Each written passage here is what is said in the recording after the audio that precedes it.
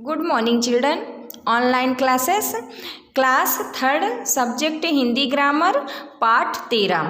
तो आप लोगों के पाठ 13 में क्या है? पर्यायवाची। आप लोग अक्सर देखते हैं कि आप लोगों के बुक में दिया रहता है कि कोई एक शब्द रहता है, जैसे आकाश हो गया या दिन हो गया, तो उसके पर्यायवाची लिखने। पर्यायवाची मीन्स क्या होते हैं कि जिसके समान अर्थ वाले शब्द, यानी उसी तरह से मिलता जुलता शब्द हमें ढूंढ कर लिखना होता है।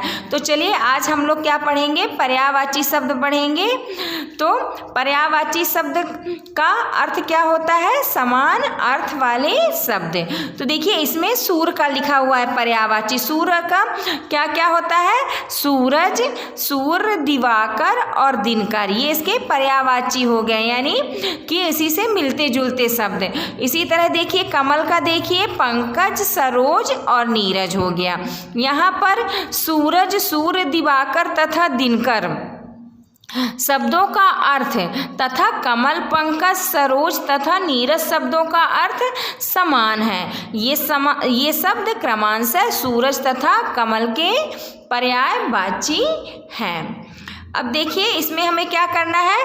देखिए पर्यायवाची की डिफिनीशन क्या होती है कि जिन शब्दों का अर्थ लगभग एक समान होता है उसे हम क्या कहते हैं? पर्यायवाची कहते हैं।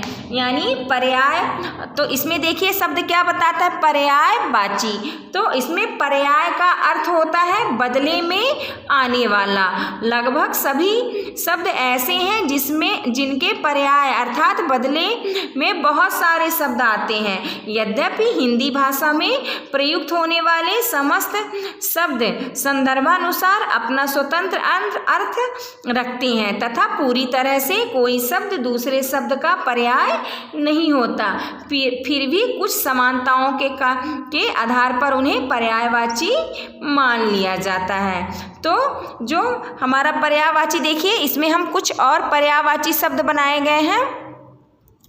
तो आकाश का कौन सा पर्यायवाची होता है? देखिए गगन, नभ, आसमान और अंबर, ये आकाश से मिलते जुलते शब्द हैं। उसी तरह आपके अमृत का क्या होता है? आप लोगों को अधिकतर अमृत दिया जाता है, तो अमृत का अमीर, सुधा, पीयूष और सोम होता है। उसी तरह आपका आँख हो गया, तो आँख का पर्यायवाची क्या होता है? आपका आँख का चक्षु, दृष्टि, नेत्र, लोचन और नयन होता है। इसी तरह देखिए आपके दिन का पर्यायवाची क्या होता है? तो दिन का पर्यायवाची दिवस, बास, वासर और दिवा होता है।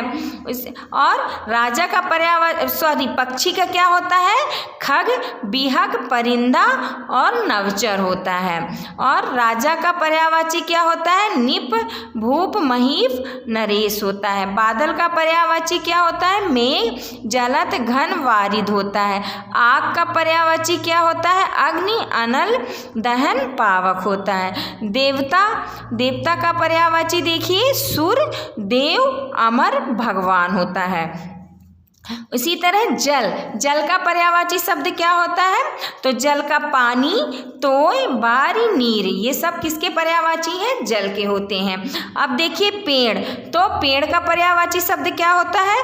तरु, वृक्ष, द्रुम, बिटप, ये सब किसके पर्यायवाची होते हैं? आपके पेड़ के पर्यायवाची शब्द होते हैं। अब देखिए इसमें से कुछ हम और आपको पर्यायवाची बता रहे हैं जो आपके एग्जाम में पूछते हैं, जैसे कि गंगा।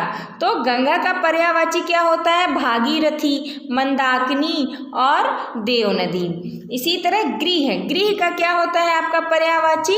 गृह का आवास, निलय, धाम और घर होता है। उसी तरह आपके चांद का क्या पर्यायवाची होता है? चंद्रमा, मयंक, हिमांशु और शशि। इसी तरह आपके नारी का क्या पर्यायवाची होता है? महिला, वनिता, स्त्री और औरत, ये आपके नारी के पर्यायवाची शब्द होते हैं। इसी तरह आपके उसमें पुत्र लिखा रहता, तो पुत्र का पर्यायवाची क्या होता है? पूत, बेटा, लड़का, सुत, नंदन, ये सब पुत्र का पर्यायवाची होता है।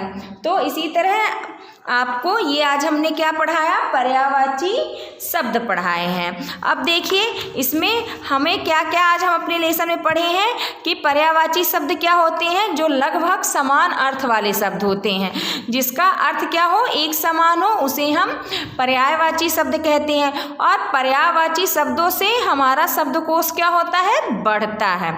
अब आइए हम अपना अभ्यास करते हैं।